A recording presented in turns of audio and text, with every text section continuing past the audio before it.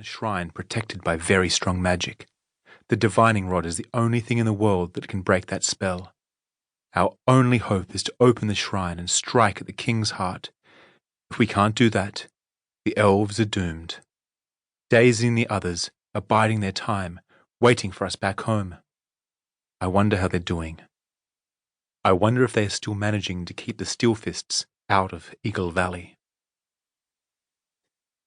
Daisy and her sweetheart Humulus sat together by the stream that ran through Eagle Valley. Evening was almost upon them. The bottom of the valley was almost covered in shade. The mountain tops glowed red with the last rays of the sun. "You are being quiet," Humulus said. "What's on your mind?" "I wonder how Bramble and the others are doing," Daisy replied with a small sigh. "I hope they are able to find that divining rod." "I'm sure they will," Humulus said. "By the way, I brought something for you." He took out a couple of apples and gave them to Daisy. "It's nothing special, just some apples I found on a tree in the valley. I hope they aren't too sour." Daisy immediately began eating one of them. "They're the sweetest I've ever tasted," she said, munching happily. Humulus took a bite of one of the others. "How can you think they're sweet?" he asked, grimacing. "Because you picked them," Daisy replied, smiling. Humulus blushed with glee. "It's so peaceful now," Daisy said after a while. The stream trickled peacefully. A couple of kids were playing in the dusk a short distance away. Everything else was quiet. "I wish I could stay here with you," Humulus said. "But I have to get going. I've got guard duty in the Eagle Canyon tonight." "We get so little time together," Daisy sighed, as Humulus stood up.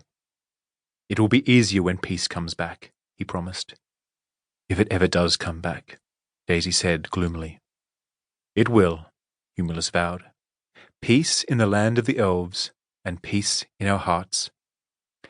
He kissed Daisy goodbye and left. She glanced after him until he disappeared in the dusky light. That night, Daisy lay awake for a long time. When she finally fell asleep, a dream came to her. It was a dream she had had many times before. She was standing on a battlefield in darkness. Her opponent was King Vainglorious. All around them there was wailing, screaming, and the din of weapons. Daisy was aware that she was fighting for her life and for the lives of all the other elves, but her swings and thrusts of the sword were no use. It was as if she was fighting against shadows. "Give up," said King Vainglorious. "Never," Daisy yelled back. "You fool," he said. "You will never defeat me. I am invincible, and my warriors are as numerous as snowflakes on a freezing cold winter's night."